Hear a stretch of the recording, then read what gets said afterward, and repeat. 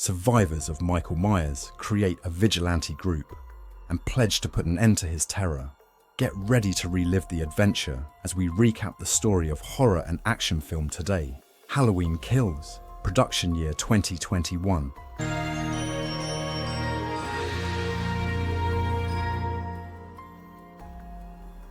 The movie begins with Cameron on his way home, attempting to contact Oscar to apologize for betraying Allison, not realizing that Oscar has just been murdered by Michael Myers. Cameron then finds Sheriff Hawkins on the ground, injured from a stabbing by Dr. Sartain. Cameron approaches to assist him, while Hawkins begins to whisper that he ought to have been the one to eliminate Michael. Rewind to Halloween in Haddonfield in 1978, during the height of Michael's killing rampage. A young Hawkins runs after Michael. In the meantime, a boy named Lonnie Elam is mocked by other children until the police pass by to advise them to return home right away. Lonnie runs into Michael and is almost approached by him when Hawkins and his partner arrive to take Lonnie away. The two officers then enter Michael's old house, where he is positioned by the window. Michael assaults the partner and attempts to choke him.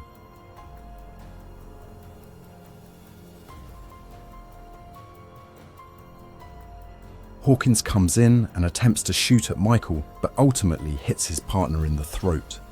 Michael escapes, just as the police encircle him outside, while Dr. Samuel Loomis rushes into the house to ask Hawkins if Michael has killed once more. He cannot acknowledge the reality. Fast forward to Halloween in Haddonfield in 2018, where a couple, Marcus and Vanessa, are having a date night when they are disturbed by a noisy table behind them. A short while later, one of the men seated at the table is summoned to the stage. It's Tommy Doyle, who arrived with fellow survivors Lindsay Wallace, Marion Chambers, and an adult Lonnie Now. Tommy pays tribute to Michael's victims and other survivors of the event, such as Laurie Strode. Shortly after allegedly abandoning Michael to perish in her house, Laurie is hurrying to the hospital with Karen and Allison to address her injuries. They observe firefighters approaching the house, as Laurie shouts for them to allow Michael to burn. As the first responders reach the scene, one enters the basement where Michael appears from a concealed cabinet. He takes an axe and kills the man before taking another down with him. He exits the flaming building and goes on to eliminate the remaining firefighters. The team that locates them gives a caution regarding Michael being free.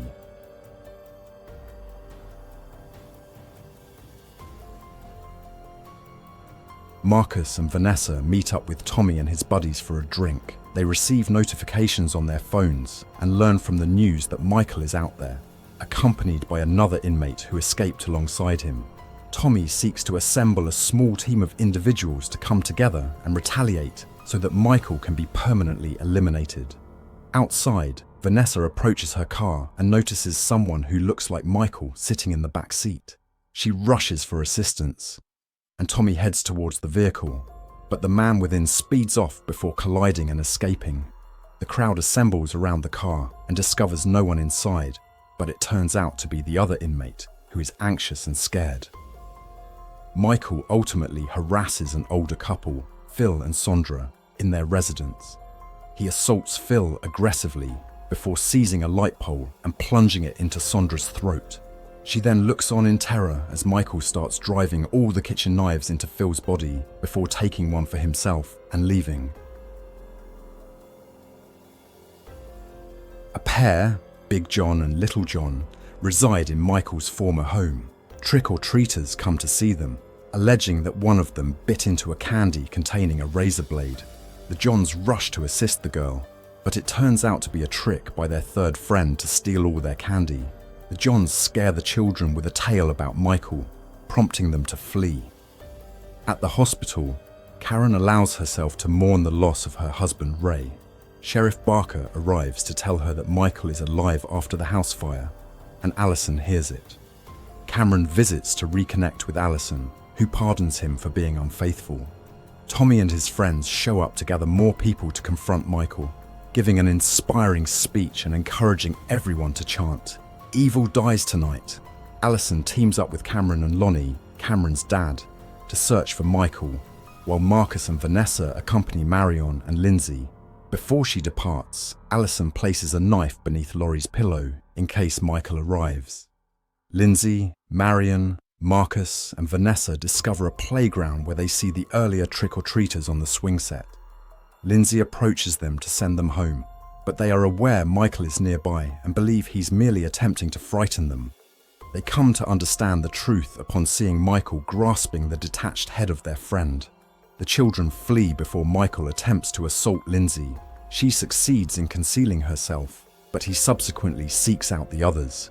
He enters the vehicle unlawfully and kills Marion with a stab before driving the knife through Marcus's skull. Vanessa attempts to shoot Michael, but misses several times, leading to Michael kicking the car door at her, resulting in her accidentally shooting herself in the head. Once inside the hospital, Laurie regains consciousness and Karen deceives her about Michael's death. Hawkins is subsequently brought into the same room as Laurie. Once Karen departs, Laurie and Hawkins converse until they both receive morphine to alleviate their pain. Eventually, Laurie discovers the truth and attempts to rise to pursue Michael once more. Alison, Cameron, and Lonnie stumble upon the fresh murder scene, discovering the car vacant, yet noticing that Michael placed Marcus and Vanessa's corpses on a carousel donning masks, in addition to hanging Marion's body on the swing set with a mask too. They discover Lindsay alive, yet injured and frightened. The other prisoner arrives at the hospital seeking assistance, but Tommy and the entire group believe it's Michael. They pursue him, but Karen succeeds in reaching him and attempts to assist him, knowing he is innocent. She succeeds in trapping him in a corridor, but the crowd starts to force its way in. Finding no way out, the prisoner shatters a window using a fire extinguisher and climbs outside, then leaps to his death, gruesomely splattering on the pavement. Everyone believes Michael is dead, but Laurie asserts that it isn't him. Tommy is appalled, realizing that Michael has made them aggressive just like himself. The Johns are unwinding in their house when they hear a rapping on the door. Believing it's just additional trick-or-treaters, they attempt to overlook it, but the knocking grows louder. After finding no one at either the front or back entrance,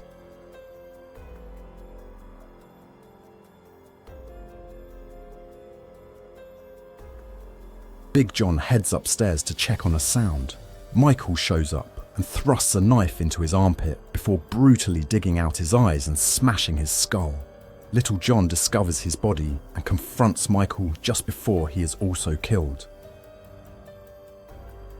Hawkins informs Laurie that Michael is not pursuing him, as he understands that he was attempting to return home.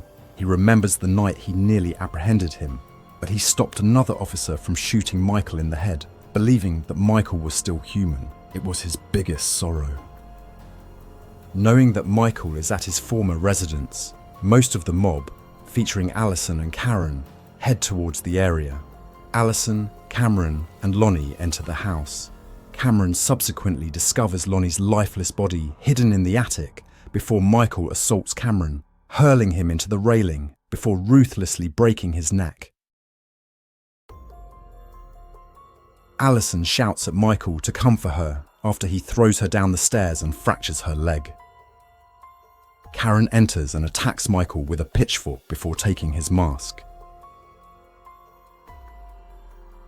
This takes him outside where the crowd starts to assault him, knocking him to the ground before Karen plunges a knife into his neck.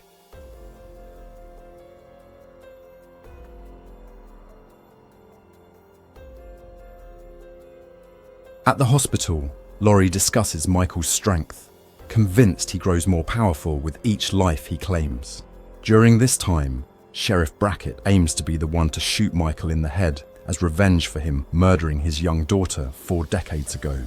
Before Brackett has a chance to shoot, Michael removes the knife from his neck and slashes Brackett, then kills the remaining members of the mob, ultimately impaling Tommy in the chest. Karen heads to Judith's room, where Michael was watching, and he quietly approaches her and fatally stabs her. Laurie dials Karen's number, but instead of her, Michael answers, breathing heavily, which makes Laurie understand what he has done. She softly reveals to him that she is coming for him.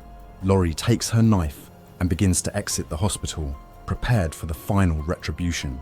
And showing this story ends here. Appreciate a subscribe, and please remember to like. Thanks for watching.